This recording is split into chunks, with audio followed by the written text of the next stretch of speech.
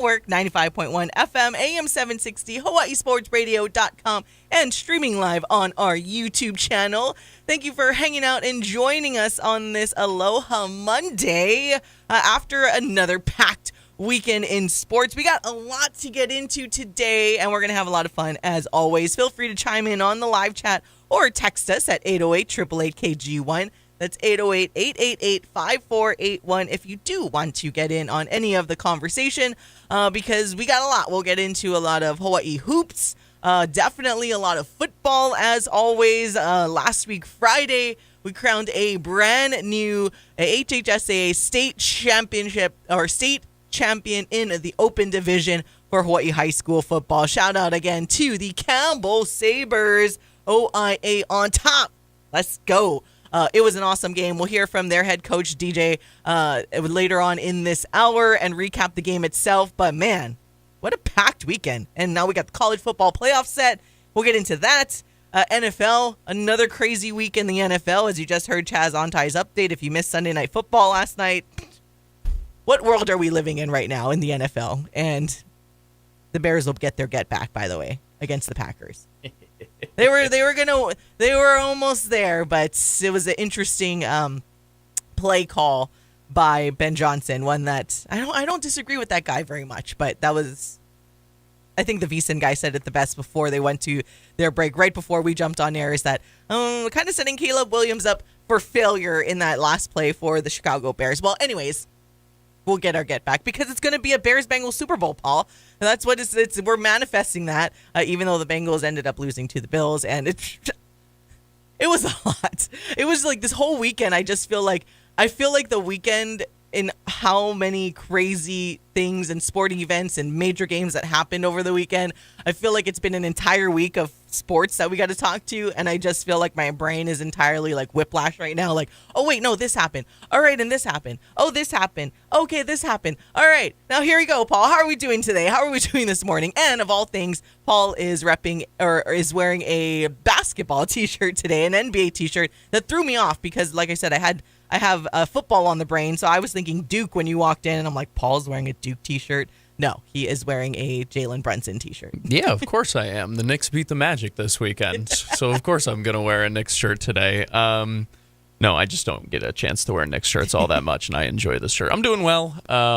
Definitely long weekend, a lot of stuff to go over, a lot of stuff to chat about, a lot of stuff to preview coming up now. Got a chance to go to the movies, though, with my wife, which was very nice. A very rare opportunity for us to kind of spend a day or a night out. So that was a good time, refreshing before December really gets going. Because it's funny. These next couple of weeks are going to get like kind of packed. And then all of a sudden, there's nothing except for the Hawaii Bowl for like weeks. And high school sports, I guess. Maybe like 1 week there's nothing. Pretty much the week where there's no high school sports, and then we got stuff going on. It's not the same. Like when you go from every single day covering multiple events to like 2 events a week, there's nothing. There's nothing. So, no, I'm looking forward to the holiday season. I'm glad that we got a chance before the next couple of weeks to reset and ready to chat about the weekend that was. Because, like you said, a lot to go over, both good and bad. One of, if not the most exciting high school. It's funny, I actually haven't seen many not exciting high school championships for football out here. So I'm excited to talk about that one today as well, especially because it's a first-timer. So, yeah, I'm doing well. How are you? Yeah, like you said, I'm good. Just looking ahead to this week. Before we recap the weekend, a couple of reminders coming up this week as well. With clearly more basketball games. There's a Wednesday basketball game for men's UH Hoops against UH Hilo. So make sure you guys think about that. I had to remember, like, oh, yeah, the men, because we're in like the weird bold week, technically we're not in the, oh, the men are home this week and go away the following week and vice versa. They are still here at home for the rest of the month. So they play UH Hilo this Wednesday, and then on Saturday they play a future Mountain West opponent in UTEP coming into town. The women's basketball team as well comes back home. We'll talk about them. It's weird because what world do we live in where it's like we're in this, it's almost like the Twilight Zone, Paul, where the women's basketball team for UH is 0-2, and the men's basketball team is 2-0 in Big West Conference play, and the men are essentially at the top of the Big West right now to start off with Bold Week, but of course not in the main slate of everything. And we'll hear from Coach E.G. and what he had to say after that game. Kind of similar thing where it feels like it's great. You're starting off 2-0 in conference, but then you're just getting started and you continue conference a few weeks from now. So it still takes some getting used to in Bold Week, but nonetheless, that's where we're at. And again, we'll recap the women's games on the road in which they suffered 2 more losses. What is it? 5-game losing streak now for the Rainbow Wahine, but still showing those glimmers of hope and showing that the ceiling is very high. But the message, I feel like we're almost like talking about it ad nauseum, like at least towards the end of last week, was the youth is showing down the stretch and in the worst possible times.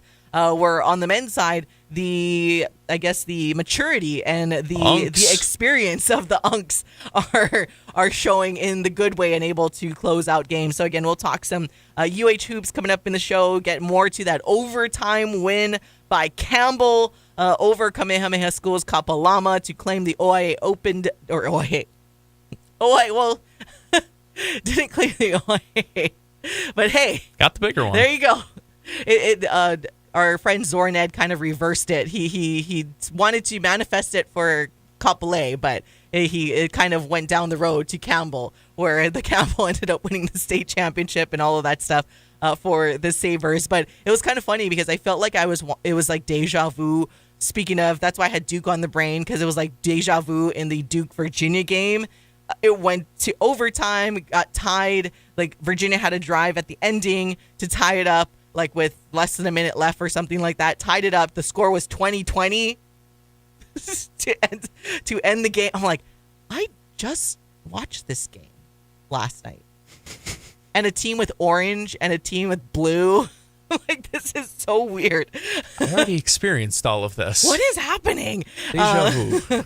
But on the flip side, Duke came out on top. Totally just blew up the entire college football playoff, and then it led to all of the things that we're seeing now. Notre Dame getting left out, and they essentially declining the bowl game to the Pop-Tarts Bowl. They will not partake in the sacrifice bowl. You still got to win, honestly, though. But the sacrifice of the poor Pop-Tart to eat, and whoever is the winner of the Pop-Tarts Bowl will get to eat the Pop-Tart.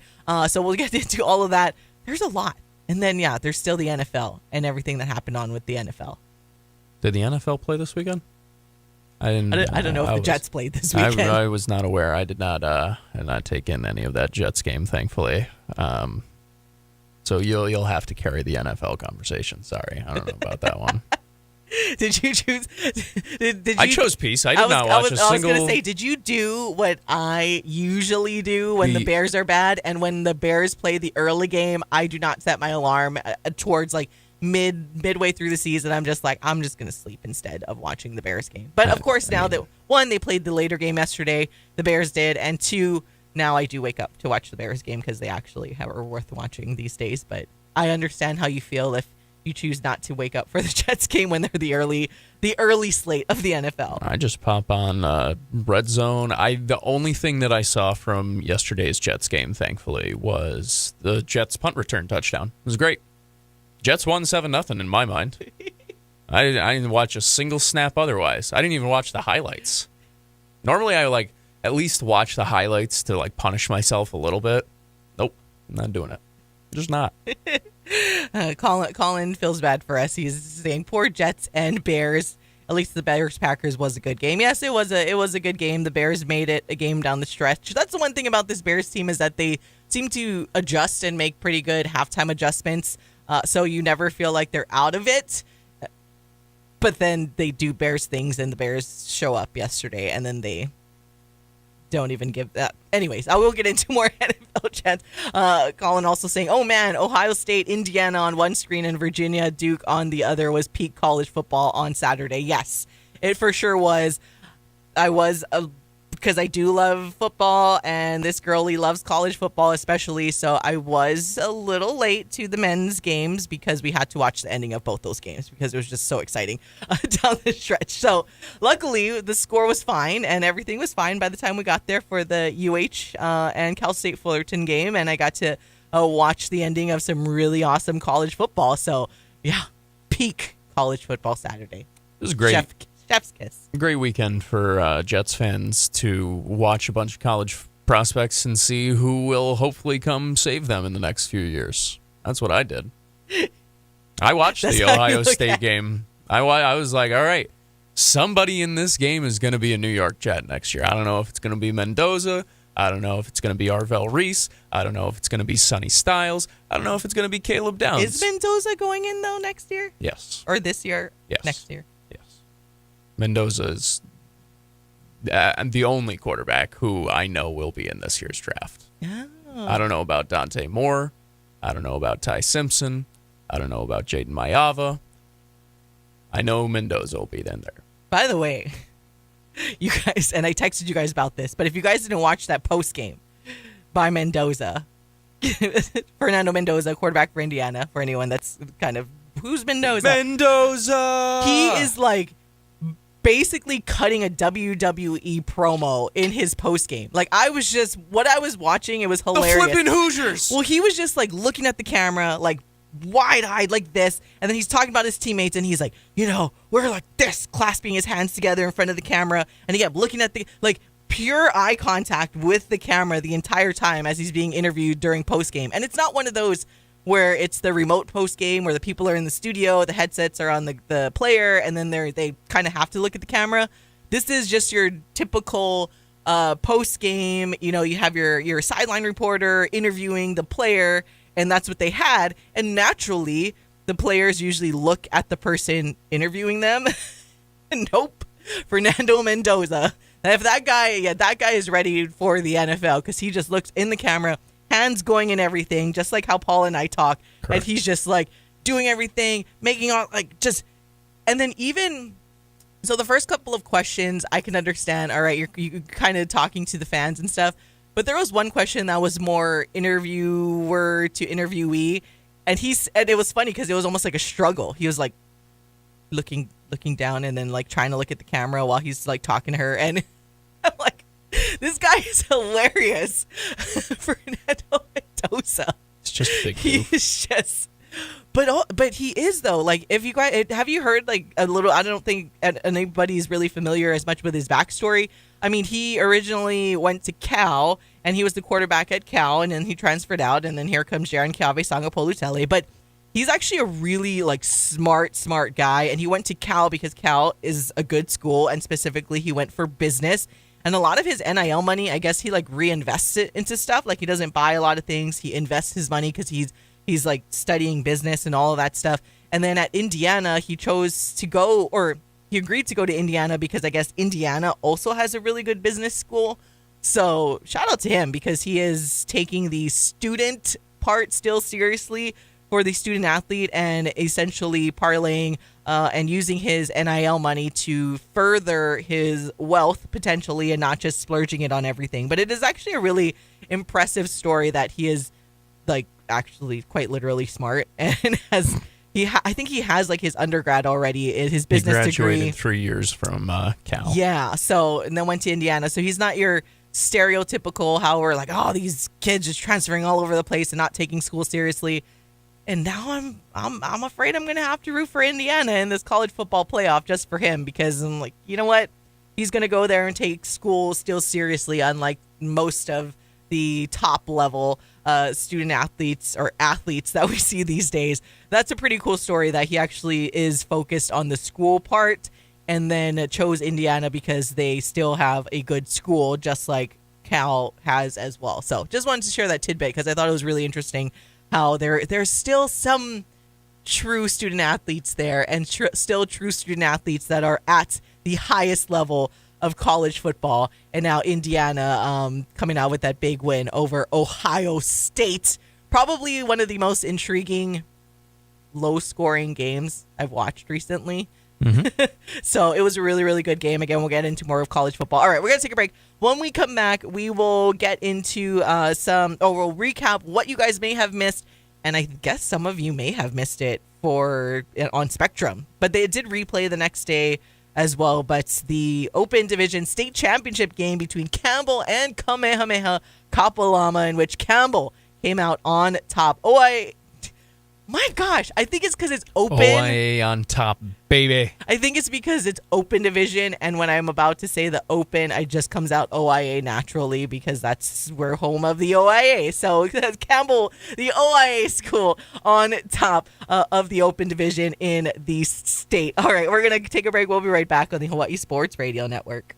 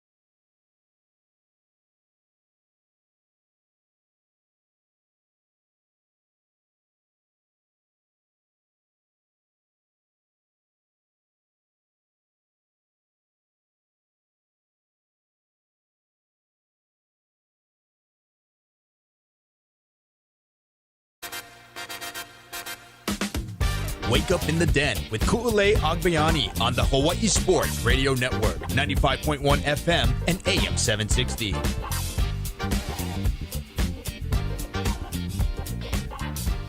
Welcome back to Wake Up in the Den. Ku'ulei Agbayani and Paul Brecht on the Hawaii Sports Radio Network and streaming live on our YouTube channel this and every Monday. Thank you for hanging out with us. Let's get into some Hawaii high school football now. The season is all POW for high school football, which is still crazy to think about. And because that all came up and came to an end on Friday night in Manoa, in which Campbell came out on top over Kamehameha-Kapālama in overtime. What a game. 26-23 in overtime. Walk-off touchdown from Medeiros to Passion. And my gosh, it was just an incredible evening of high school football to take in. Hope you guys got to at least watch the replay. I know there was issues on Spectrum the night of, but everyone that was in attendance, I mean, you guys were getting loud. You had the confetti on the Kamehameha side. The Campbell Sabers side, of course, was going crazy. You had Jaren Keave Sangapolu Tele in the house that running around as if he's, still in high school. I'm sure if any of the Cal people found out about that, they would be a little concerned because he was.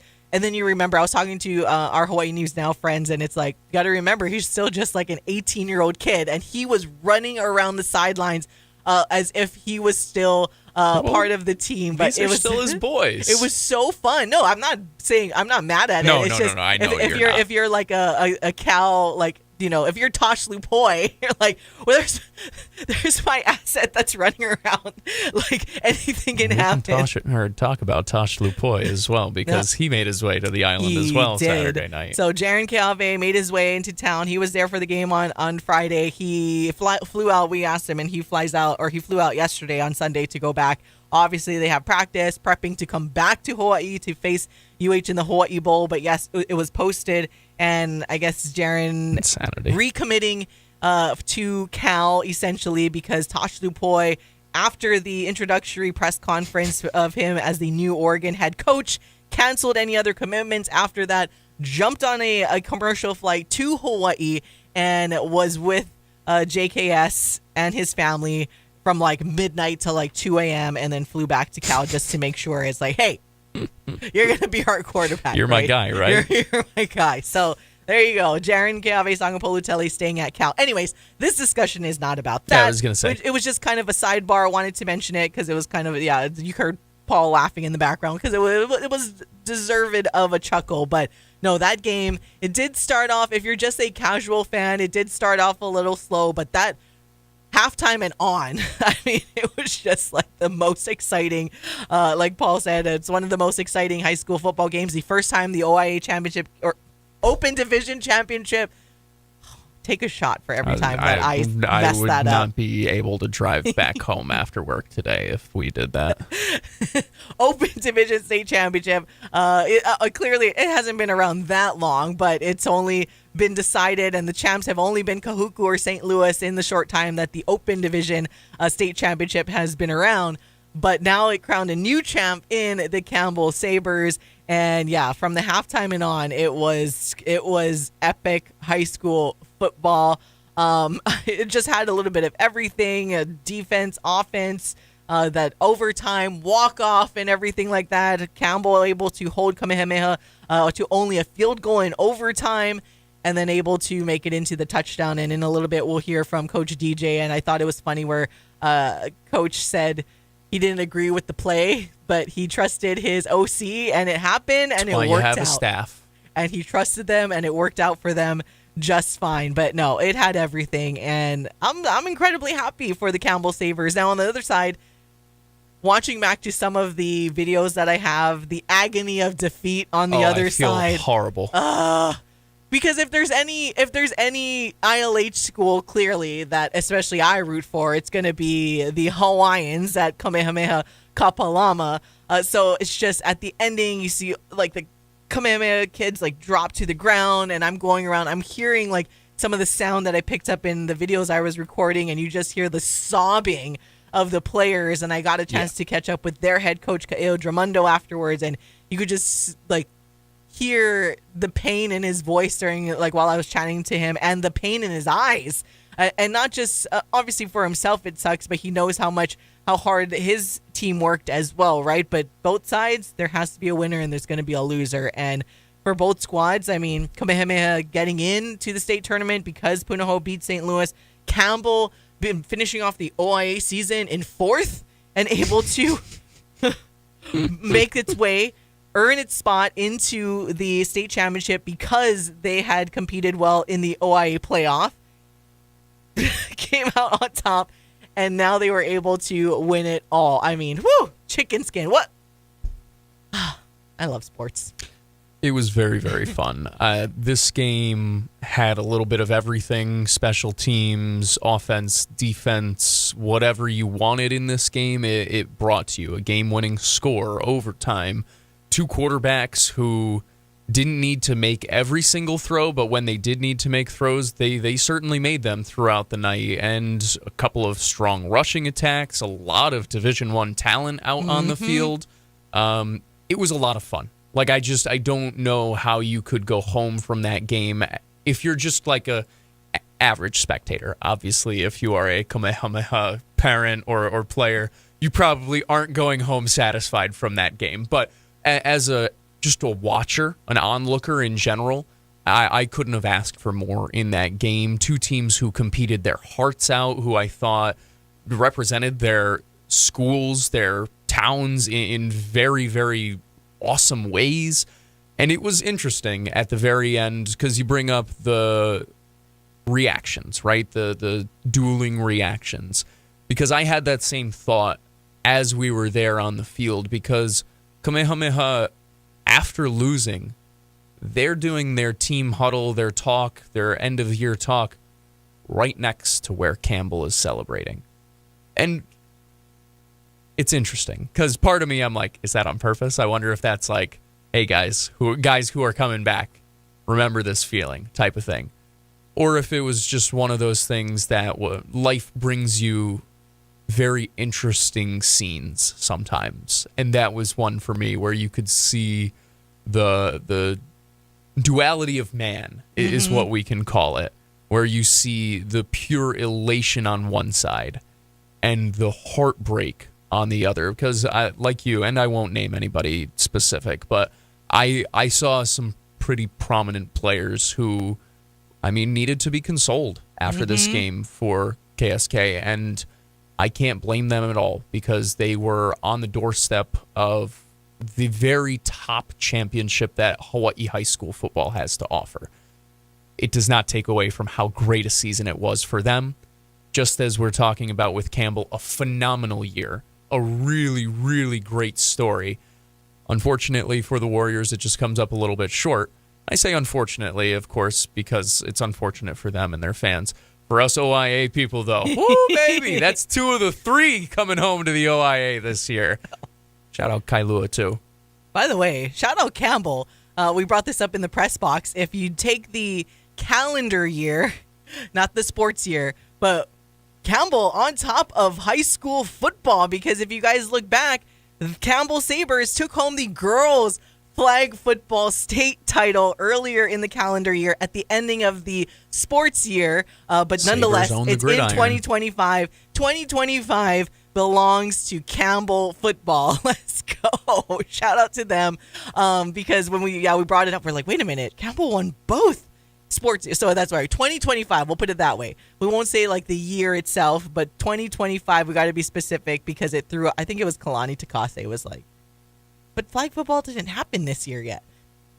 He thinks in school years. Yeah. So we're like, Campbell on top. And if you look at the box score, I mean, Kamehameha, they had more first downs, total offensive plays to yards. They had more than Campbell, 68 plays for 284 yards for Kamehameha, of just 49 plays for 233 for Campbell. They had a fourth down conversion. Third down conversions were relatively even. Time of possession, Campbell was able to hold on to the football about like 3 more minutes or so than Kamehameha. So just taking a look at the final box score, relatively even football game, and that's why we got what we got, where it went back and forth. But yeah, it's a tough one. I was like, I'm like, now that I think back to my high school, like, yeah, I know what that feels like, losing a state championship, a game we lost to Punahou in the 2004 girls soccer state championship in penalty kicks.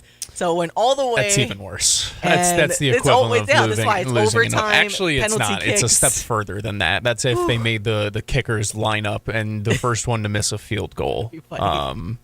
That's realistically, like, that's the step further. No, it happens. I get it. I mean, I never lost the state tournament game, so, you know.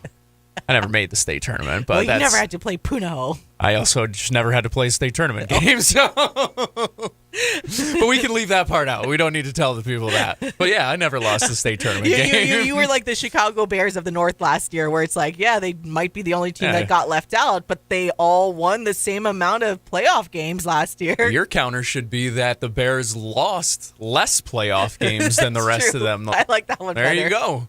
They all lost one game in the playoff. The Bears didn't lose in the playoffs last year. Same thing.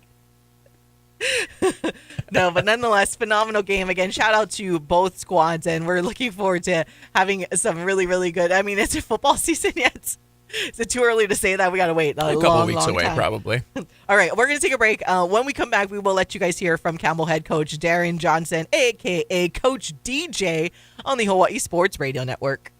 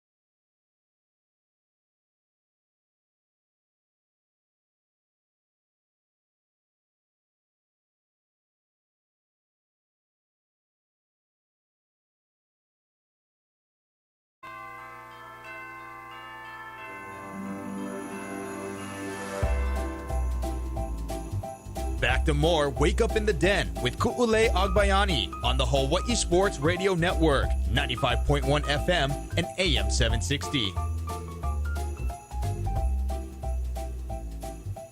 Welcome back to all of you, the beautifulest of all the beautiful people. It's Wake Up in the Den, Ku'ulei Agbayani, and Paul Brecht on the Hawaii Sports Radio Network, 95.1 FM, AM 760, hawaiisportsradio.com, and streaming live on our YouTube channel this and every Monday. Thank you guys for tuning in.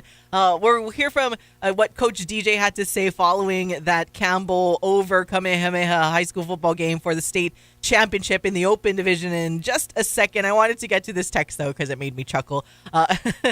Says, awesome win by my Sabres. Shout out to the random auntie that posted the bootleg feed of the game on Facebook so that I could keep up from the mainland.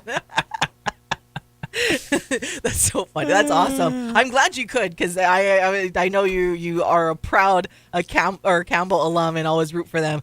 Saying my daughter's high school team won their football state championship a few weeks ago, and with JCHS winning, I just need Hawaii over Cal to complete my football trifecta. Yes. You, don't me, we Ku, all? and every single person on this island. In the islands, Yeah. honestly. I shouldn't leave the other islands out. Yeah. All of them. Again, all like of we us. always say, we root for the guys when they leave to their respective schools they choose to go to. It was nice to see Darren Keave, Sangapolutele in attendance, rooting for his alma mater. But when it comes to game day, and if they're playing against the home team, the only thing I'm cheering for those guys is health. That's all. Just stay healthy. Yes. Don't want any injuries. That's about it. Because, like I said, Campbell on Campbell crime on that Christmas Eve night. I'm going to speak it into existence, keep doing it, where Peter Manuma is going to pick off Darren Keave Sangapolutele just to... Saber on saber crime. Yep, that's why. It'll be a good one. And also, he says, question for the HSRN crew, do they usually have a visible play clock and instant replay during the regular season?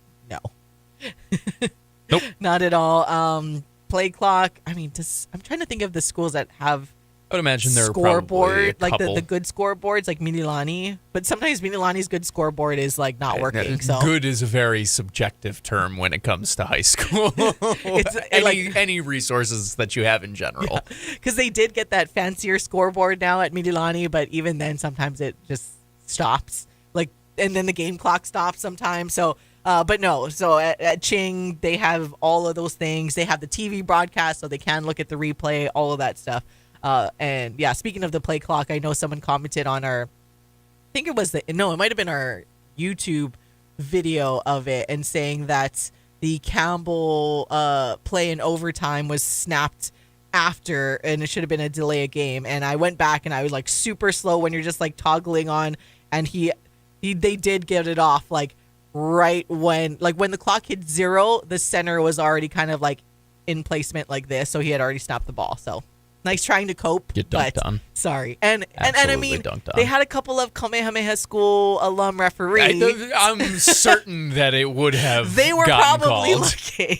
I'm certain it would have gotten called. I'm not worried about that. Kyle Caldera, shout out to you. We were trying to make trouble to him because me and another photographer were like, Kyle was on the sideline, and then we were behind him, and we were trying to be like, hey, ref, what are you calling, ref? But we didn't want to be too loud. Right. He did hear. He's doing a great job, but no, it was just he's funny. one of the best. They did have a pretty good crew. They did, I thought in general, just on for that game, I thought they did a nice job. And I also will hear from DJ. DJ also says it. When you're playing, you can't worry about that type of stuff. And if you're a fan, if you're a parent, if you're a sibling, if you're a friend, you're not doing your kid or your player a service if you're ever being like, oh, blame the refs for missing a call. Just make the play. Make the play. And DJ, to his credit, he said the refs are going to call what they see. You guys got to go out and play.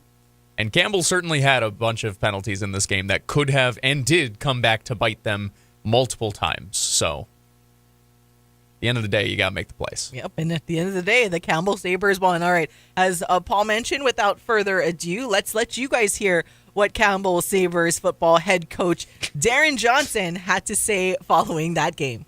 I want to try without trying. I don't want to go to sleep. I don't want to wake up. I want to soak it in and enjoy this and enjoy it. And I got to say thank you to my whole family because they came the last 2 games we won, and I'm a bocce guy, so I said everybody got to do the same thing. And I want to shout out to Sidon Cafe in Kapolei. They feed me free, and look at me, I'm trying to lose weight. They paid inside. Just want to say thank you to everybody. Papa Ole's back home in Hauula. I went to the last 3 games and we won, so I had to do it again. And I eat the same thing, and I call the same people, and I got good at it because I have to stay with what I do. I love winning. I love winning. I don't love competing. I love winning. And our kids know that because I can be a real ass after a loss. I'm sorry for my language, but man, they endure a lot. They really endure a lot. And, you know, trying to make young men right is a hard task because every little thing is going to count. And they understand that every little thing counts. When we do something stupid, it affects our playing. When we make mistakes, it affects our playing. And we made some mistakes tonight that they capitalized, and they made some mistakes that we capitalized. And I mean, the last play of the game, man, I wanted to call something different. My OC said we got it, and I trusted and I believed in my OC and in all my coaches, and I just went with it, and I trusted my guys tonight. Yeah, well, what went through your mind during that play? Realizing that Ewa Beach has a state title now, and so do you. But I don't know if they're going to sleep tonight. I don't know if they got firecrackers going off tonight. You know, and Chance on film called me annoying. Yep. But he's Chance. We ain't sleeping all month, bro. Let's go. Let's go. Just love these kids. Love these kids. Love them. And I don't hide it. It's tough love, but it's the kind of love they need and the kind of guidance they need. I mean, they come from good homes, but we make it a little harder in our home because our locker room is our house, and we make it harder. I mean, what did it mean to you to see all the alum come and support tonight, whether it's guys coming back from the continent, guys here in Hawaii, or guys who haven't played in 20 years? Our alumni is so good. They have a Facebook video with the older guys that played here and stuff like that, man. They got me crying all the way to the school because I was watching the video. I said, damn, I got to win. I got to think. I got to coach. But I don't know, man. Our alumni, our former players, great people, great players, great athletes. I mean, you guys see Jared Sangapolotele here, Pongofi's here. I got half of UH guys here. I miss Peter Manuma, who probably watched it on TV, but he was my dude back in the day, and cherish him. I cherish him that he's doing something great. What can you say about the resiliency of your team? Kamehameha, you guys are up 10. They come back with 13 straight points, but it seemed like the spirit never, they never lost that hope and belief that they could come through with the win. We just keep playing hard. I keep telling coaches, don't worry about the referees. They're going to call what they see. Just keep coaching our kids. Keep coaching our young men. And they did that. And for the first time, our young men listened, because we wouldn't be where we are tonight. And from day one in last January, this was the ultimate goal. And we finally got it. What about Tainoa, just the way he kind of willed you again, especially in that second half, and then the other half of that, Braden, I mean, sitting on the sideline the first 2 plays of overtime and then coming back and throwing that pass. Everybody has a calling, and that's their calling. And everything they did, it worked for us. And it helped us prevail in the end. And I wouldn't want to do it again because it might not work, but it worked. And sometimes you get lucky and you need luck. I mean, you coached at Kailua, Kaimuki, now Campbell. To win it here, how does it overall feel for you? Man, winning itself is something embedded in me, and I just put it in our athletes. it's freaking, like I said, I don't want to wake up. I sometimes got to pinch myself, and it's just my freaking dream, but it's a dream. I look at all the coaches that won it. Man, the first one is good. The second one is better. They say all it does is get better. Get better. It gets better. I know that you mentioned that you're not retiring, that this is your last stop, but when you look back on everything in your coaching career, how would you overall just sum it all? The thing is, I love football. I love football, and I think it keeps me young. I mean, my coaches all look older than me. I'm the oldest, but it keeps me young, keeps me going, and I tell everybody, I'm going to die on this field, and that's going to be my life history. My son tells me he loves to coach football. My son loves to train these athletes. On both teams, he got athletes that train with him, and they work hard. I know they work hard, and, just happy. Want to see my family before they run out of here and go home, but I'm just happy. And that was Coach Darren Johnson, a.k.a. Coach DJ, head coach for Campbell Sabers. Again, the OIA. The OIA representative in the HHSAA Open Championship. Oh, my gosh. Here, I will drink, cheers. We're drinking to that now. Each of us now have a little more caffeine in our system. Perhaps we'll get it right the by Open hour number Division 2. State champion of 2025. First time for Campbell, and the first time there is another Open Division State champ other than Kahuku and St. Louis. Thank God. I mean, DJ is a Kahuku alum, so I mean, there's Kahuku representation. You always have to have some sort of connection to it. That's the key. So at least the Red Raiders still had something to cheer for specifically. Not only cheering for a fellow OIA school, but their alum there, and Coach Darren Johnson was the representative for the Red Raiders in that state championship game. But yes, overtime game, 26-23. Shout out Eva Beach. 76 out. If you guys did not see on social media, and it was funny because Coach DJ mentioned that, like, I don't know if there's going to be fireworks. Oh, there were fireworks. All right. I mean, they essentially shut down the road themselves, and the buses coming through, the kids like hanging out of the windows of the bus holding their state championship trophy. You got the aerials going off in the middle of the road. You got everyone, cars honking. Everyone has their phones out, like yelling. Oh my gosh. It was like the epitome of high school sports, and especially high school sports in Hawaii, especially on that west side, Eva Beach, right? Like, because you wouldn't be having that if it was Kaiser that won the Open Division State Championship. No. So that's for sure. It was so fun to watch it in social media. As much as I definitely discourage everyone from buying a lot of those illegals, and what we have seen New Year's, we can make exceptions sometimes. I absolutely discourage, but that's because the people that I know wouldn't do that. But that's because we know people that would do it so that we don't have to do it, you know? let your Menehune friends take care of them. It's like, let the record show, I do not condone the purchasing of illegal fireworks and setting them off in the middle of the road. But it happened, so we're just going to say that it was cool.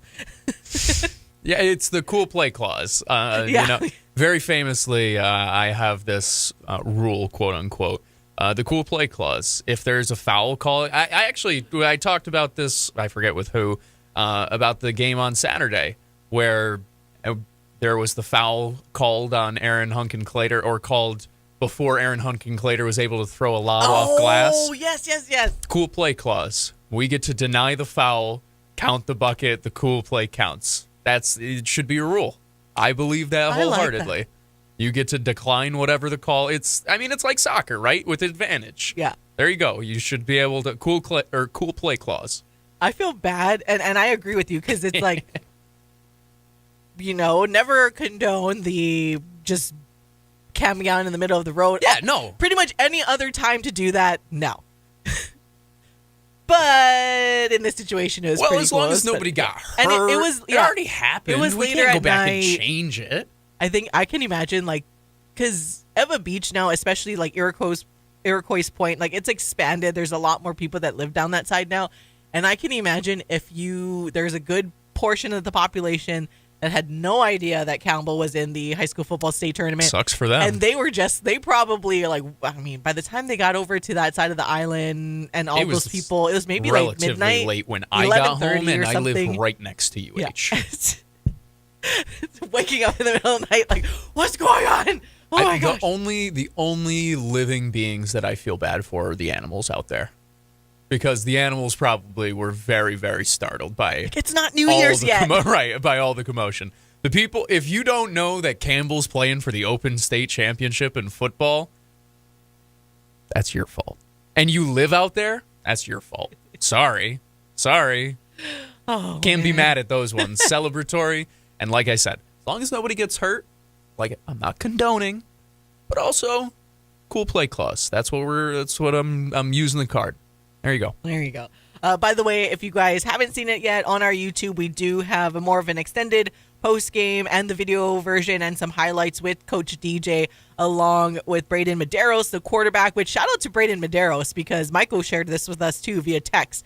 Their quarterback, he kept the receipts from last year that everyone was talking smack, that Campbell couldn't close out these games, yada, yada, yada. And this kid posted the receipts. And I've never respected something more. Holy cow. Like, salute to you. Part of me was like, man, honestly, Braden Medeiros. UH offer him just for fun. Just that type of dog mentality. Oh, dude, I saw that. I fell in love. I was like, man, maybe he should be the Jets quarterback next year. And he's well-spoken guy in the post game. Like I was very impressed by him. He seemed incredible, but he kept those receipts that people commented on social media about Campbell essentially like choking in the big game because he had to replace Jaron Keawe-Sangapolutele, all of that stuff. And he did not forget. And you know what? I can appreciate that. I've never respected something more, that dude. He went out there, balled out, got that game-winning touchdown, found his talk, man. Brother. He deserves it. Absolutely deserves it. Talk your talk. All right, we're going to take a break. We'll be back to close out hour number 1 on the Hawaii Sports Radio Network. Stuck in traffic.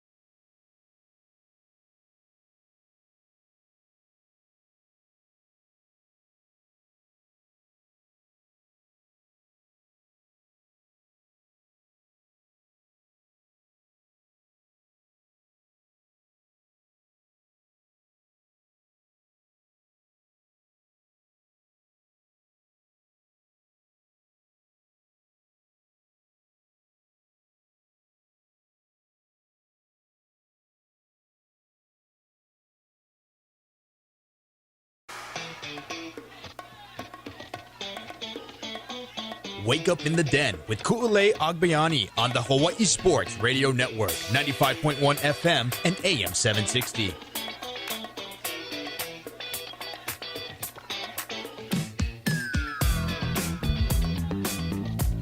Ku'ulei Agbayani and Paul Brecht closing it out here in hour number 1 on the Hawaii Sports Radio Network, 95.1 FM, AM 760.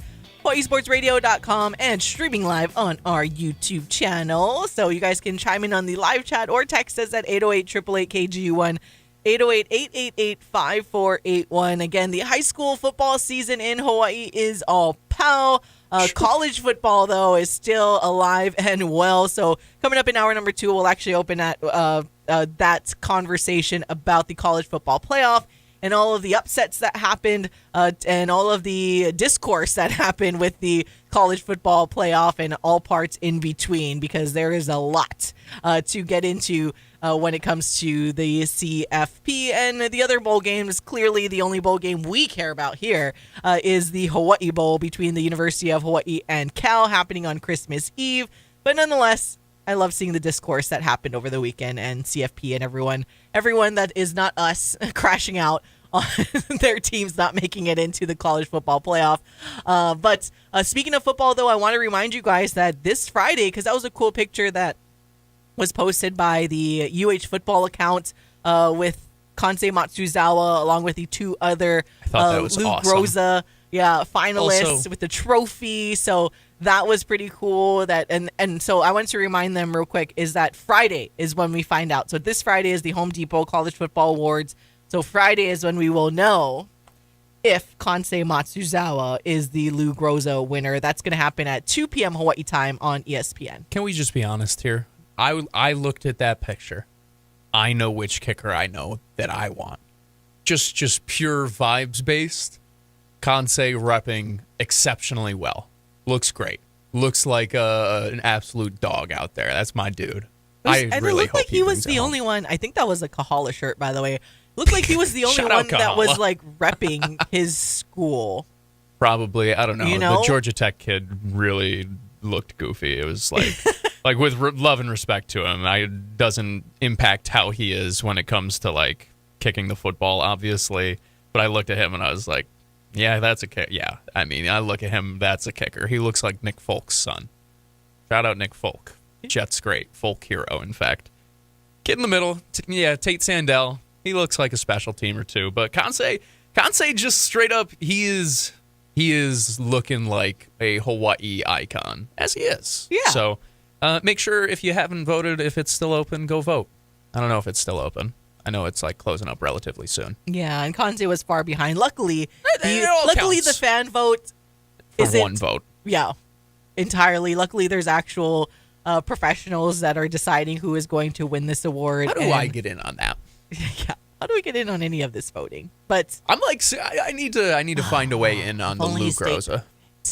So the only one again who he's competing against is the guy that is like can essentially have has a leg.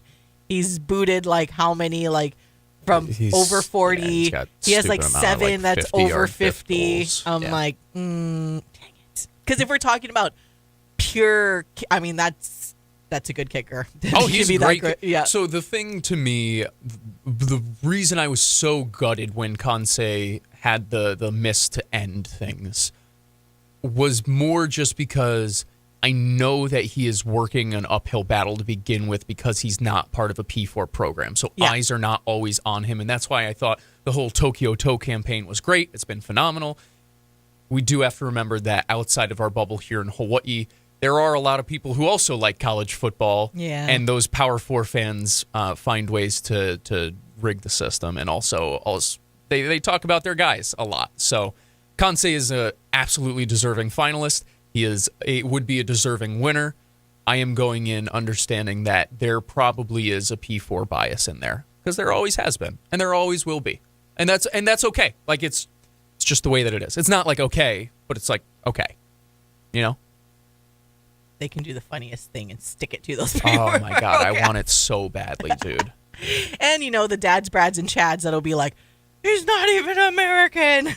It's called the Lou Groza Award, not the Best American Kicker Award. That's why it's funny, because there's those dads, Brads, and Chads, and that's why I just want to see the crash out for Kansei Matsuzawa Tell to them win to the come kicker. see me. We can have a chat. It's like a double crash out because it'll be a kicker from a G5 school and a Japanese national. Do it! All right, we got to take a break. We'll be right back on the Hawaii Sports Radio Network. Attention,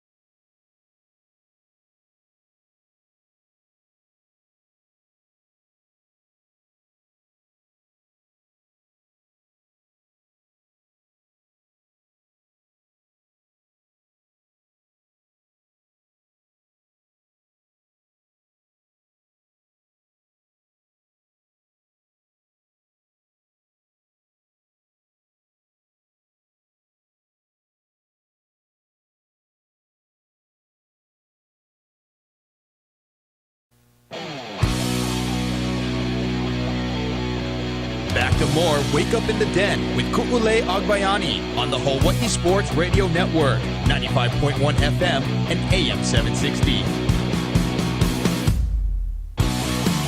Welcome back to Wake Up in the Den, hour number 2.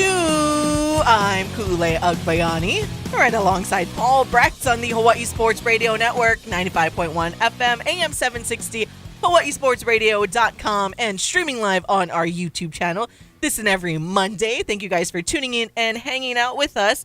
You can text in at any time at 808-888-KGU1. That's 808-888-5481, or chime in on the YouTube chat as I see the conversation is going. Caesar has entered the chat and now saying, how's it? And it's funny because he asked about BYU, which we'll get to in just a second. But yes, Caesar, BYU is out of the college football playoff. Shout out to our other friend Alex in Adelaide, tuning in from Australia. We appreciate all of you guys that hang out with us. And again, you can always feel free to text in on the text line if you don't want to or can't chime in on the YouTube live chat. Again, we will get into some college hoops coming up in this hour. Recap the UH men's and women's basketball games that they had over the weekend, playing against Cal State Fullerton. Again, women on the road, men were here. We had already talked about the UC Davis game that happened on Thursday. We'll let you hear from men's head coach Eran Ganat and what he had to say following that win against Cal State Fullerton. And there's a lot of hoops still coming up this week. You got a couple of games against UH Hilo and for the men, and then UTEP comes into town, a future Mountain West opponent. So I'm curious and really much looking forward to that matchup just to see how Hawaii will stack up against UTEP as well.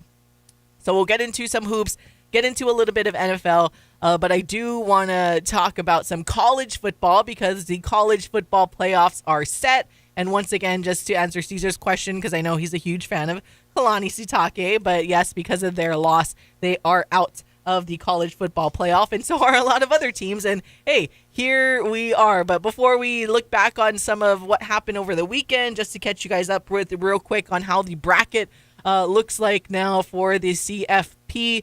Getting the first round buys and the top seeds are Indiana. They are in the Rose Bowl. Texas Tech is the 4th seed in the other side of the bracket. Indiana was the 1 seed.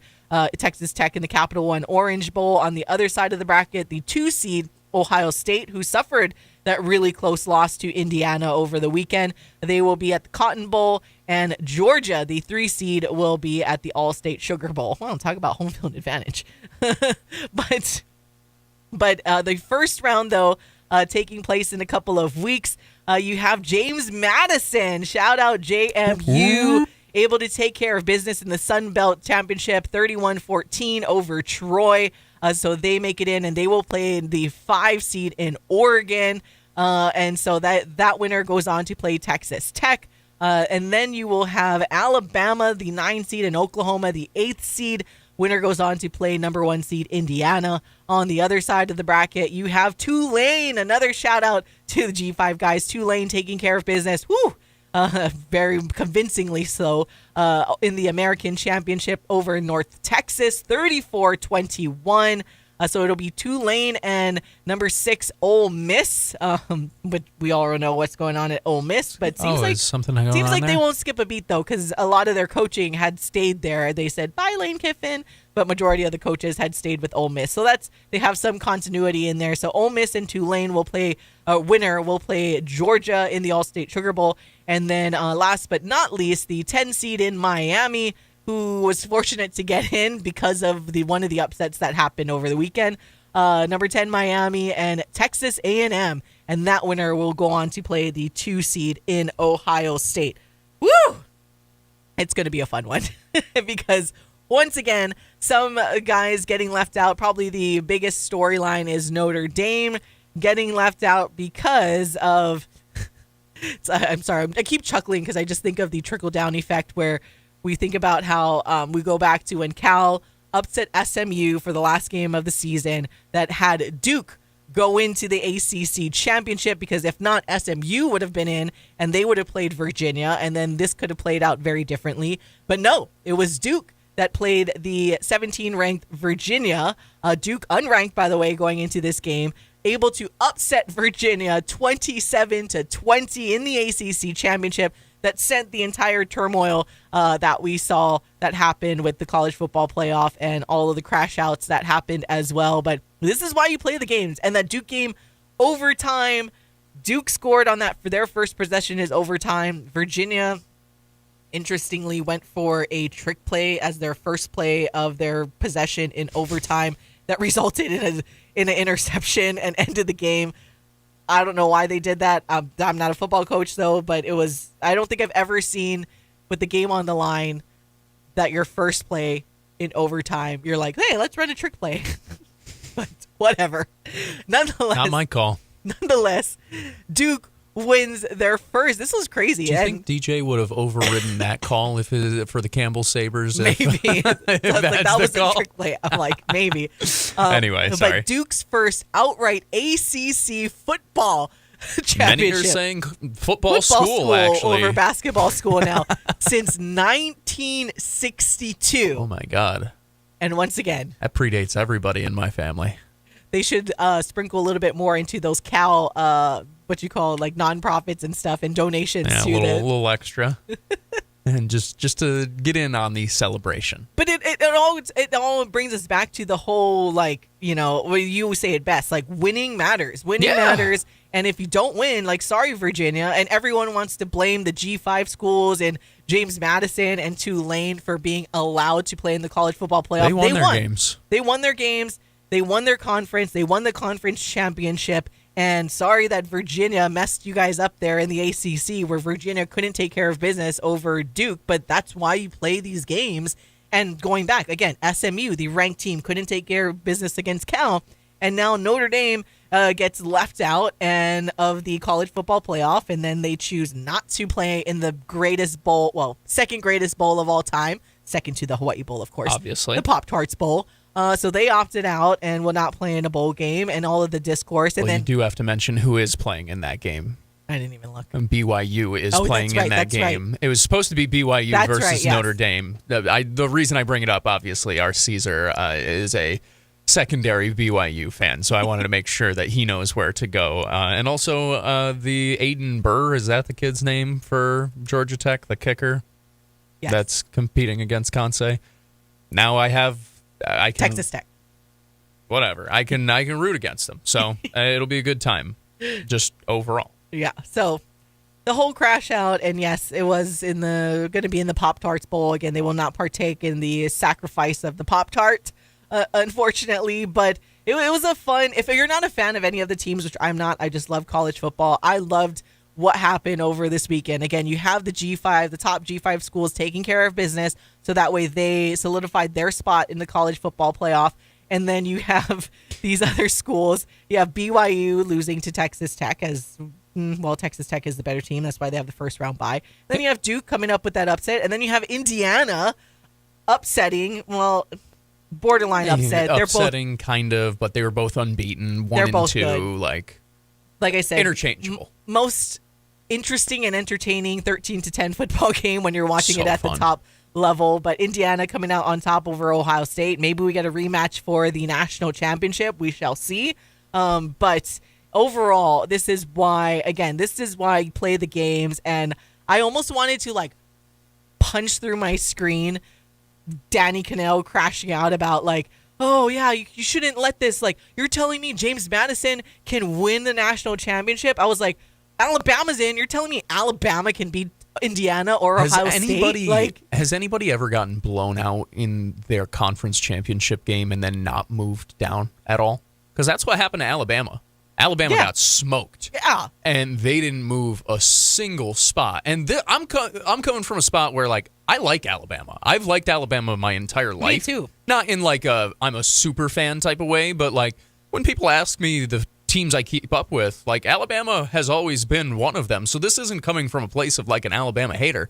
Alabama should have been on the bubble a lot more than they were, and I do understand why teams are frustrated, but I will also say this. Notre Dame, join a conference. Yeah. For the fans who are upset from these big conferences, sorry, maybe you shouldn't make super conferences with 33 teams who don't all play each other, and now you have weird tie breaks at the end of the year, and that's why Miami, who's in the college football playoff and is ranked 10th overall in the country, didn't even play Yeah. for the ACC championship.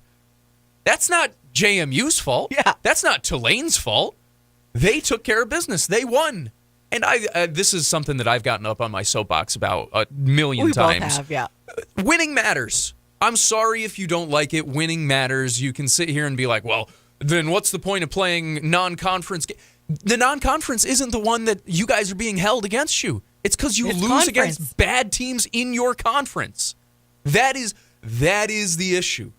But it's because the SEC wants to get 5 teams in, and some of them have 3 or 4 losses or whatever it may be. Like, I do miss the BCS days a little bit where, I mean, you had to essentially have a perfect season if you wanted to play for a national championship back then. And if you didn't have a perfect season, you didn't have anybody to blame but yourself. You looked in the mirror and you said, well, darn.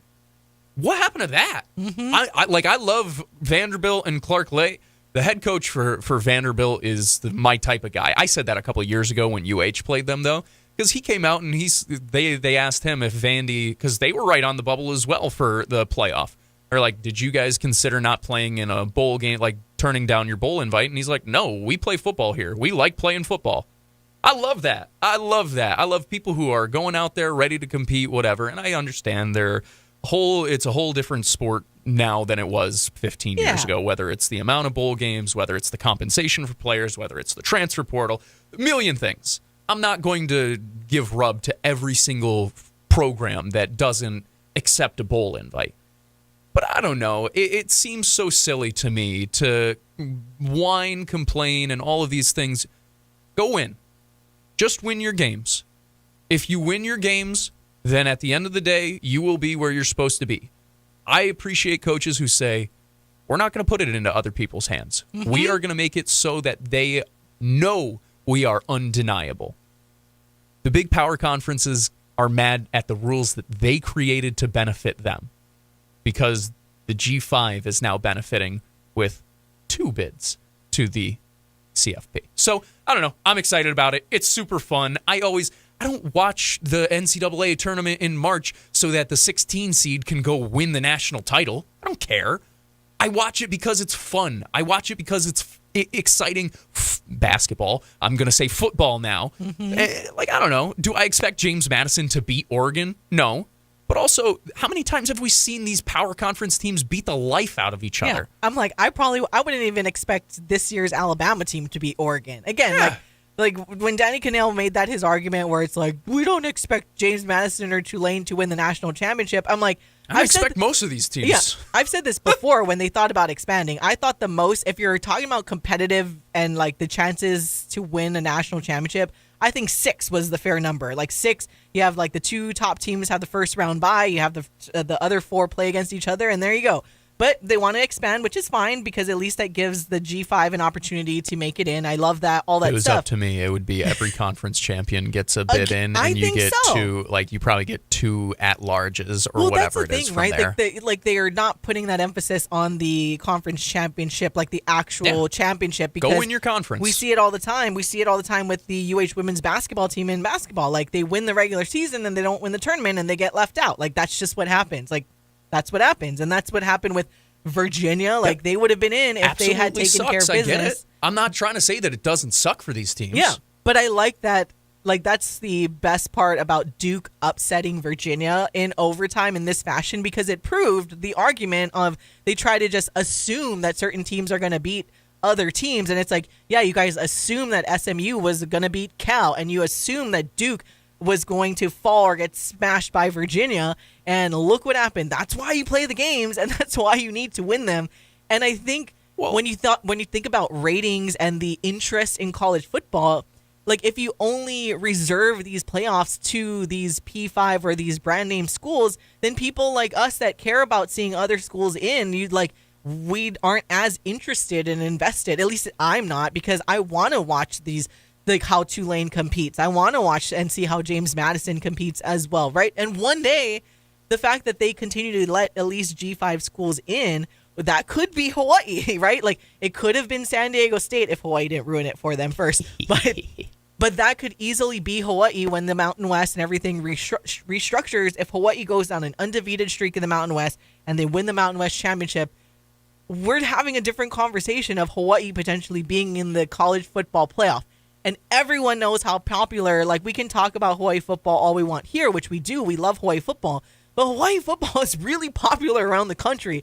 And if you have Hawaii in, if you make it in a way where none of these G5 schools can ever get in, you lose a lot of maybe the viewership and the interest you could have gotten by having some of these other schools in. Because, yeah, like, if you're only saying the same SEC, Big Ten, maybe an ACC school makes it in, I'm just like, all right, well, we'll just see the brand name. And you're watching it kind of like you watch where, okay, which players are going to be on my NFL team? These will be draft prospects. Because, again, I'll chuckle at that one comment we saw. Despite what some people might think, storylines and narratives are awesome. And that's why we love sports. I love to see the reason why the basketball tournament and NCAA March Madness is so popular is because you want to root for the underdogs. And football that's what is happens. the only sport that's like, I hate Cinderella. I think Cinderella is the bad guy in this story. You're so right. What? What are we talking? Look no further than the FCS, right? Look what happened this past weekend. Illinois State, who was like a 20-point underdog,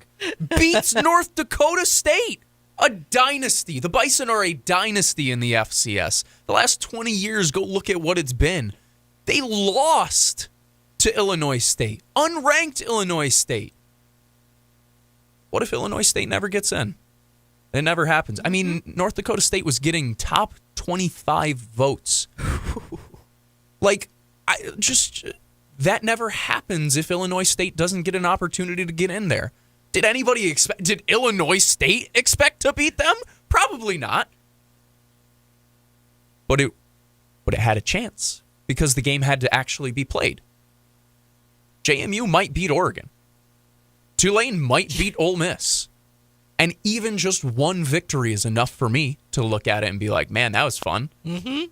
I mean, because I've seen the Blue Bloods get the life beat out of them in the playoff before. I mean, shoot, speaking of Virginia, this is the number one seed loss. Like, it just, I don't know. At the end of the day, if you're worried about, the best teams aren't getting a chance to win, I disagree. Yeah. I think the best teams still are in. Indiana, Ohio State are still there. Yeah. Texas Tech, Georgia, they still are all in there. Yeah. And if they're that good, then they're going to win, and they're going to whatever. If Alabama's that good, they'll still win the national championship. That's the whole point of having the bigger field. I don't care about mediocre SEC teams. I don't want to see Texas with 4 losses or whatever it is, or 3 losses. I don't care. Sorry.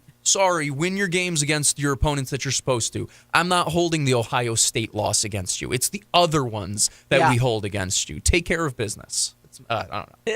Again, we can go on this forever, but we're cheering for Tulane and James Madison. Yeah. Let's go, G5. Upset, shock the country, and shock Just the world. give us one win. Yeah, one win. Let's go. James Madison over Oregon and Tulane over Ole Miss. And then Georgia. Let's go. Oh, gosh. That would be insane. Because if you look at, I'm like, okay, Tulane's actually winnable over Ole Miss.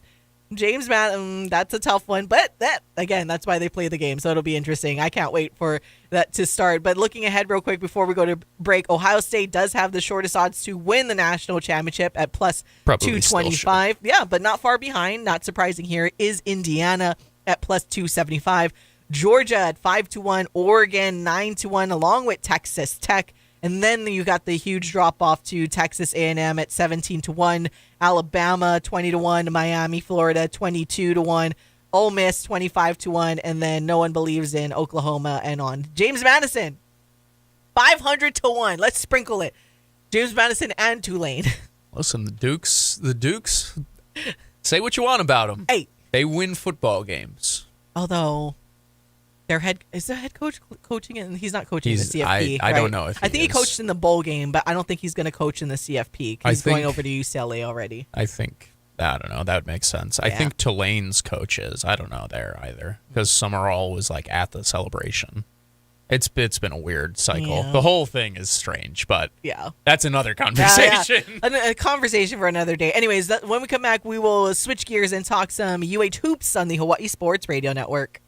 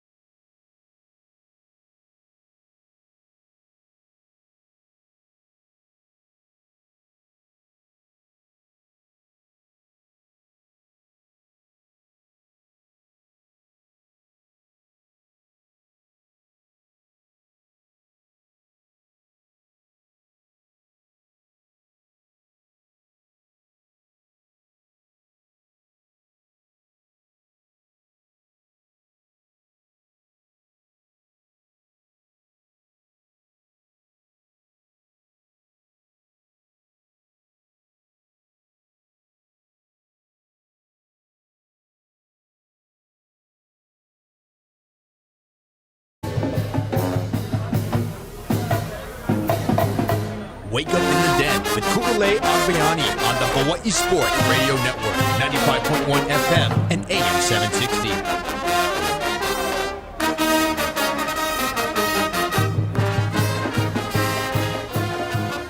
Welcome back to Wake Up in the Den. Ku'ulei Agbayani and Paul Brecht on the Hawaii Sports Radio Network, 95.1 FM, AM 760, hawaiisportsradio.com, and streaming live on our YouTube channel. We're going to get into some Hawaii hoops in just a second. I didn't want to get into a text since we're on our UH stuff that someone texted in regarding women's basketball or women's volleyball, and I actually had that on my notes to bring it up, so good reminder there. That Maddie Way and Raven Dash did post on their social media on Instagram that they are leaving or transferring wherever, but there's at least making it known that they are leaving the Rainbow Wahine volleyball program. Them asking, does that leave 3 openings? They have 2 signed already. I have to kind of get into those details and look exactly in terms of, but see, it's so weird because now you can sign as many players as you want. It's just a roster cap, so well, that whole thing is like another thing with the house settlement and everything like that. But Maddie Way and Raven Dash, yes, did confirm. For those that aren't on social media, they posted on their Instagrams kind of those like goodbye, thank you, aloha posts on their social. I'm not totally sure that this is the end of the portal either. Like, no. I'm not going to take a look at what they need to do until I have a feel on how many are leaving, how many are staying, so on and so forth. So I will try to put together a better answer for that by like tomorrow. Yeah. And again, it's Monday. Transfer portal, all that stuff. Well, things are so fluid all the time in college sports To answer the texter's question, though, yes, they did sign 2 prep athletes out of the class of 2026. But we saw like Brie Gunderson come in and have an immediate impact, right, being a veteran player that she was. So that's why with transfer portal and stuff going on. But as you mentioned, they did sign 3 prep players for the class of 2026. That's Cameron Holcomb, a libero defensive specialist out of California, and Rachel Purser, a 6'3" middle blocker out of Nevada. So just to kind of elaborate on what they mentioned in there. All right, let's start off with, do we want to do the good news or the bad? Oh my gosh, where does the time go? Where'd the time go? The good news or the bad news? Let's go with the bad first. News. All right, we'll go with the bad news first. All right, Paul, you win on this one. So we'll go with the bad news, talking about some UH hoops just real quick. The women were on the road and went 0-2 on the road, and now a 5-game losing streak for the Rainbow Wahine. I don't even know if that has ever happened under head coach Laura Beeman in her tenure, losing 5 straight. We'd probably have to look that up, but it was a close one. Hawaii falling at Cal State Fullerton on Saturday, 82-80, and going back to last week, Thursday, falling another close one to UC Davis, 68-63. Once again, the Rainbow Wahine, they proved that they can compete and stay in these games and ultimately could come out ahead. It's just the youth starts to show a ton of turnovers, and I feel like saying a ton of turnovers is an understatement at this point, especially. Do you want the number? It's 111 through the last 5 games. Oh my goodness. It's more than 60% of their turnovers on the season. We were talking about that. Me and Mitch Ribeiro of KHON were chatting about that yesterday. Last 5 games have produced more than 60% of the season turnovers for the Rainbow Wahine. It's been rough. Can't have that. More than 100 turnovers in 5 games is brutal.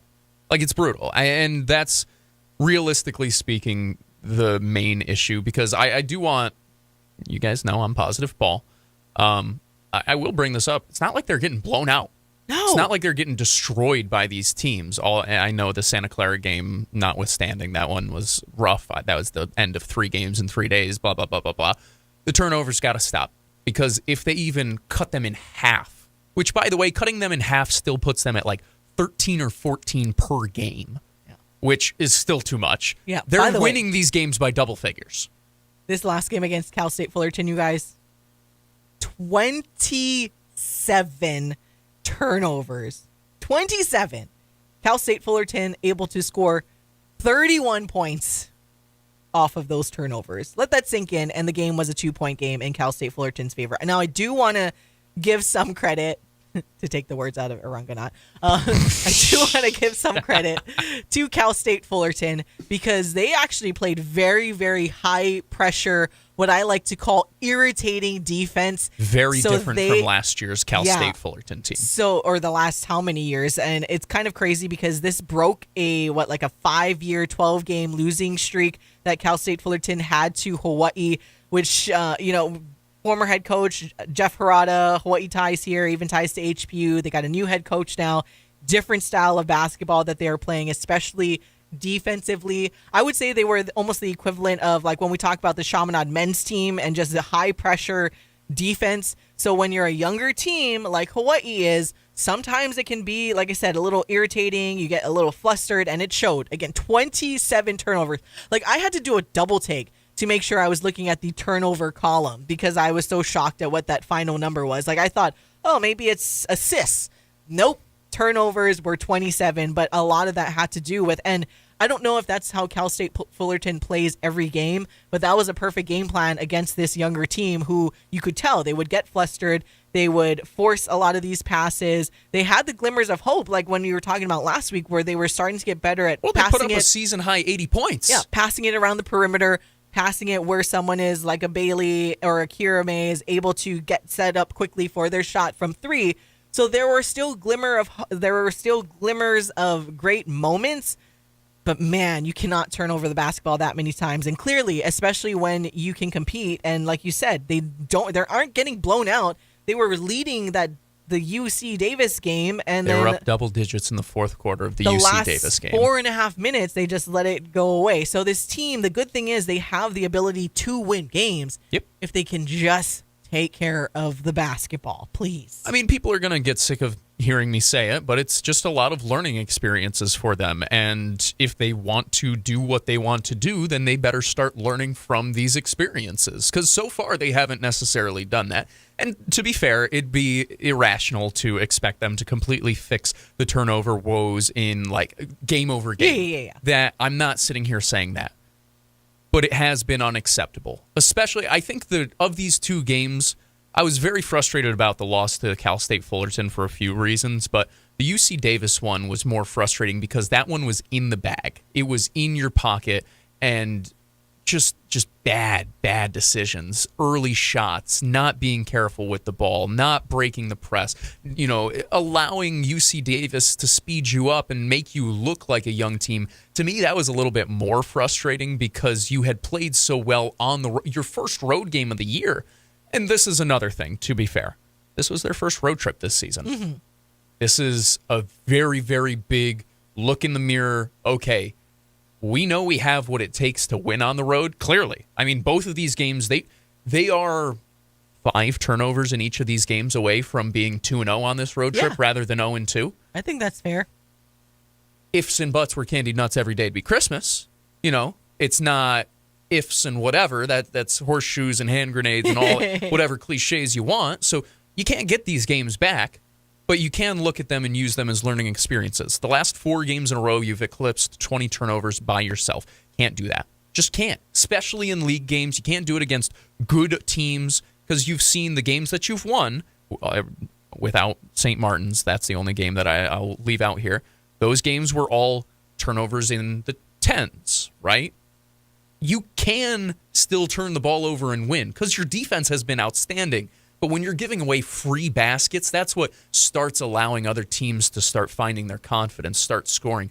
This Rainbow Wahine team's good. They got a lot to be excited about. Like you said, they're starting to pick up the pace a little bit more. Back-to-back games, they have now hit 9+ 3-pointers. That's encouraging to see. You haven't even really seen Retoria Tamilo become who we know she can be. Imani Perez be who we know she can be. Your front court, Sanaya Neverson, be who she can be. Your front court has not necessarily lived up to what you know they will be by the end of the season. So there's still plenty of positive, but you got to take care of the basketball. The 20-plus turnovers have to stop. Until they take care of that, there's no reason to believe this losing streak stops. And it's not like it gets easier going to Maui for this Maui Classic. It's going to be difficult. You have to bring your A game. So they're getting a first-class teaching and a first-class lesson in what high-level Division I basketball looks like. It'll be nice for them to kind of reset at home against UH-Hilo later this week before they go face Liberty and Montana State. Yeah, and to add on to your point for specific players, I mean, Bailey Flevel 4 for 7 from long distance, so showing she can hit it, but at the same time, she accounted for the most turnovers on the UH team with 5. So that's where games. It's just like, all right, and she is a true freshman, again, coming over, first road trip for her ever, right, in college basketball, all of that stuff. So we see, at least offensively, the ceiling is very, very high, and with this team collectively, it's just figuring out a way to take care of the darn basketball. But nonetheless, it was still very entertaining. I texted you, like, what was it? I think it was in the second quarter, and like there was a 2-minute stretch, if you guys were watching the game, where it was beautiful women's basketball to watch. Like, they were just the pace from both teams back and forth, and it was like, and then they were able to finish it, right? Because sometimes you'll see a frantic pace or a quick pace, but then it doesn't result in finishing the basketball. There was a nice 2-minute stretch or so of both teams just going back. It was like punch, like going back and forth, and each team was finishing the basketball, and they would just like inbound it and go in transition. I'm like, it's a fun brand of basketball. This was fun. And then turnovers started to happen, and then they missed shots. And, but for 2 minutes there, both teams, it was very entertaining basketball to watch. All right, we're going to take a break. When we come back, we will get into the men's basketball side of things on the Hawaii Sports Radio Network.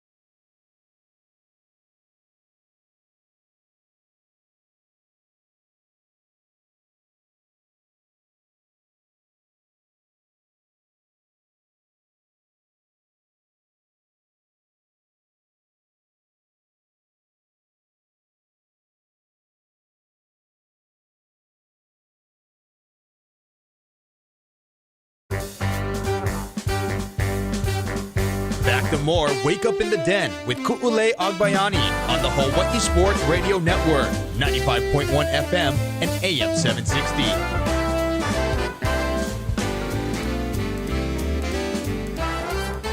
Welcome back to Wake Up in the Den. Ku'ulei Agbayani and Paul Brecht on the Hawaii Sports Radio Network, 95.1 FM, AM 760, and HawaiiSportsRadio.com. Thank you guys for hanging out with us. I thought I saw a text come in. Sorry. That's what I was looking for. You did? About men's basketball? Yeah. I was like, I know I seen a text come in here about something with basketball as we were talking about with the men's and women's teams. We'll get into the men's game in just a little bit. But a text saying, regarding UH women's basketball, no, wait, this is Friday. Oh, I thought you were talking about men's basketball right at the top. Maybe mine's in a... So I saw it come through on my phone, and I don't see it on my app. Okay, read it out. The men's basketball one I just see is nice to see the men's basketball team competitive this year. Will they be competitive in the new Mountain West next year? I have not seen anything about the UH Rainbow Wahine, except for Alex in our chat said definitely different Rainbow Wahine basketball, not off to a good start, which is totally fair. Luckily, basketball, as I've said, long season. Yeah, and our good friend Ben texted again because we were wondering about the consecutive losses. And then he looked it up. He did some of the work for us, saying the 2016-17, they actually lost 6 straight Big West Conference games in that year. Interesting. Yeah. All right, that's good to I got to know. go look at Thank you, Ben. look at what happened there. It's just so uncharacteristic. That's why I'm like, Yeah, very rare. and 6 straight conference games. That one's even more That's surprising. interesting because this 5-game losing streak is a mix of conference and non-con, but yeah, that's interesting. All right, getting into the men's side of things, the men 2-0, and I mentioned this earlier in the show. I'm like, wow, what world are we living in right now where it's like the men are 2-0 and the women are 0-2? It's something that we weren't really used to for the last 5 or so years. It's always kind of quite the opposite, regardless of if who's starting on the road. Now, this is only the second year of Bold Week, of course, but nonetheless, it's still the beginning of the Big West Conference season. But no, for the men's side of things, looked pretty, I was going to say pretty good, but now that I'm thinking about it, I'm like, could have been better. But it still resulted in a win, a 10-point win, 69-59 over Cal State Fullerton. And again, going back to Thursday, Hawaii beating UC Davis 75-69. Overall, a win is a win. It got a little sloppy at times, but going to call back to you, Paul, where it was exciting, where we wish we could take away that foul that happened on Aaron Hunkin-Clater, because beautiful lob in transition to Dre Bullock. Slam a jam. Crowd goes wild. I am out of my seat like, woo! But then the foul happens before the pass gets thrown to Dre, so it essentially doesn't count for Dre, and then Aaron goes and shoots free throws. But I agree with you. I think we should be able to decline. Clause. No foul, count the bucket. I mean, in football, you can decline penalties if it works out for you. Like, in soccer, there's advantage. Like, I don't know. No, baseball, there's not really. Well, that's not true. Catcher's interference, you can either choose a base or the result of the play. So, there's kind of a thing there, I guess. They should have got rid of it. Bring it in. Bring it in. Why not? You brought in challenges. Bring in cool play clause. There you go. CPC. No, but nonetheless, Cal State Fullerton, they, at least in my opinion, they definitely don't look as good of a team as UC Davis is, and that team that we saw on Thursday. So this was very much a game that Hawaii should have won, and they did. And that's the main thing, right? Like, Hawaii needs to take care of business against these teams that they are better than, which, according to some metrics, they are better than everybody. But you still got to go out again. Our moral of this whole show is, you still got to go out there and play the game. So for the most part, Hawaii did their thing. They took care of business. Only 15 turnovers for the Rainbow Warriors in this situation. Compared to the Rainbow Wahine counterparts. And other games where the men's basketball team doesn't take care of the basketball either. But they collectively looked not too bad. Again, Harry Ruliadef led their scoring along with Gitas Namiksha with 12 points. And I look back to last year, every time when you compare it, with Gitas, it's so crazy and I think you said this early on when Gitas said that he was coming back to the University of Hawaii. Where would he fit into this rotation? Because last year you were watching Gitas and he stood out so much. He was clearly the best player out there for the Rainbow Warriors. And you watch this year, and he's just like any other player. Every one of this team is just so elevated they raised from the talent around him. Yeah, it's so. I don't know if any of you guys have noticed that watching these games, but Gitas Namiksha does not stand out as much as he did last year because the talent around him is just so high. And any given time, again, Harry is up there and leading the scoring for the Rainbow Warriors, right? Any given day, any of these players can step up and be the guy. I mean, we saw Yasin Toomey have his game on Thursday, Big Fish not too long ago as well. And I think that's really exciting when we, again, bring up the depth of this men's basketball team and just doing what they need to do against teams like Cal State Fullerton, who they should and better beat when they go around. Because what you guys saw, I'm unless they were maybe a little off because of the quick turnaround and the travel, I mean, Hawaii just looked like a way better team than Cal State Fullerton.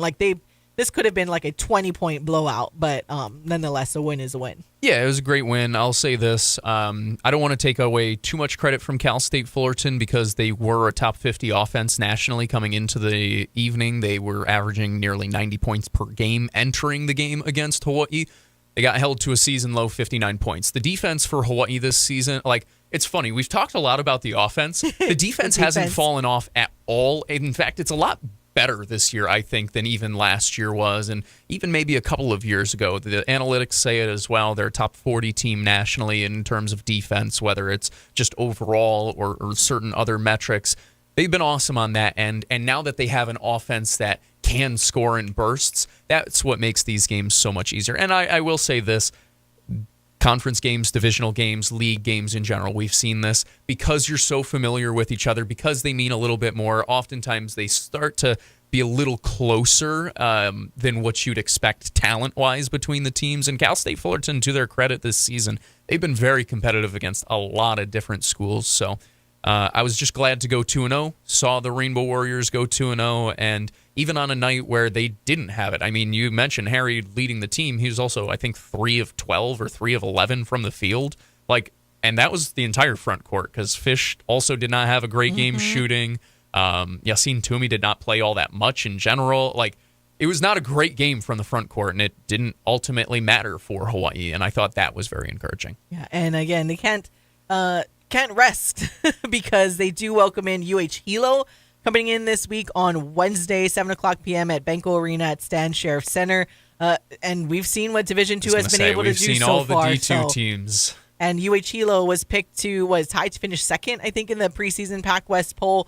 We saw what Chaminade was able to do to UH. We saw what HBU was able to do to UH and compete. So we're going to see what UH Hilo is able to do this week. And again, the women play UH Hilo on Thursday before going over to Maui to play. But it'll be at UH Manoa and UH Hilo this Wednesday. And going back to what our other texter had mentioned too about competing in the Mountain West. Well, I mean, this Saturday is going to be a time, almost like a preview to what a matchup we will start to see in the throwback and a preview. God, that's so true. Wow, how time from the more things change, the more they stay the same, right? That's a good one there to describe this really crazy conference realignment world that we're living in right now. So, UTEP comes into town this Saturday. So yes, it'll be a throwback to when Hawaii and UTEP used to play against each other, and then now this will be a preview to the future because UTEP is entering the Mountain West. So this will be a regular scheduled opponent for basketball, for everything that we will see. And so again, Saturday, 7 p.m. Banco Arena at Stan Sheriff Center. The game promotion I want to make sure we mention is Mele Kalikimaka Day with the teddy bear toss. Ooh, so that's bring fun. your teddy bears to the game, and then it's similar to what they do in hockey with the Hershey Bears, and then they throw the teddy bears onto the court after the game is all pal. And then they collect them, and then they donate them. Big fan of that. Yeah. I actually remember hearing about that. They actually did that during the mystery box during Saturday's game to remind people to bring toys out to the toy drive type of thing. Yeah. I don't know. It's the giving season. It's the holiday season. It's always a good time to show a little extra aloha. So other than that, though, this is where going back again to the texter saying about competing in the Mountain West. It is going to be a new look Mountain West in terms of men's basketball, because you do have Boise, Utah State. That's usually kind of up there. They're obviously leaving. You do have to face UNLV, who's interestingly having a lackluster season so far. They just beat Stanford last night at Stanford, even though they're under 500. They beat someone else too. That's kind of and decent. Stanford's 7-2. Yeah. So it's like, I don't know. I can't get a pulse on UNLV right now. But they have the resources, as we know, and they have a new head coach who came over from a P5. But yeah, it'll be interesting in the Mountain West. Now, the Mountain West in the contract, just like how we saw with football and Hawaii needing to have an adequate stadium by like 2032, the Mountain West contract does have parameters in the sense that Hawaii needs to spend X amount of money into their men's basketball program, which is interesting. So, everyone there, they encourage that, because we talk about it, the goal is to get as many teams into the NCAA tournament as possible, because then you get the units come back to the conference, yada, yada, yada, all of that stuff. So it's good for everyone. We will see what happens. But I do think if the recruiting and stuff stays like this, and we'll see what happens with Eran Ganat, because as we know, he's coaching on the final year of his contract as it stands so far. So how the recruiting and off season goes, but I think this is a good indication of what the talent Hawaii was able to acquire with the minimal resources that they have that gets put into men's basketball. So, again, starting off the season, bold week, 2-0, having a couple of solid wins and showing that you do have some depth when you bring in all these players. A future Mountain West opponent as well in UC Davis. Someone that, an opponent they'll continue to see. Stop following us everywhere. God. Yeah. Go away. And they're going to like step up their football too. Yeah, go away. Golly. Especially on the women's side. Especially on the women's side. Go away. All right. But yes, we will see you guys on hopefully Wednesday and Saturday of this week. And then Thursday is the women's game against UH Heel. Lots of hoops, everybody. We'll be back to close things out on the Hawaii Sports Radio Network.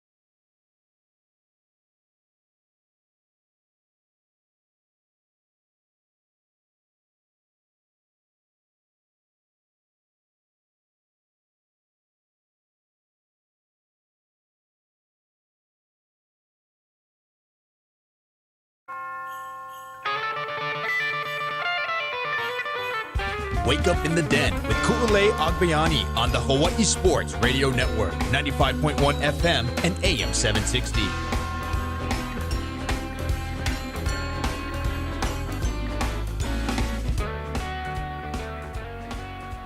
Welcome back to Wake Up in the Den. Ku'ulei Agbayani and Paul Bracht on the Hawaii Sports Radio Network, 95.1 FM, AM 760, hawaiisportsradio.com, on demand wherever you get your podcasts, and streaming live on our YouTube channel this every Monday.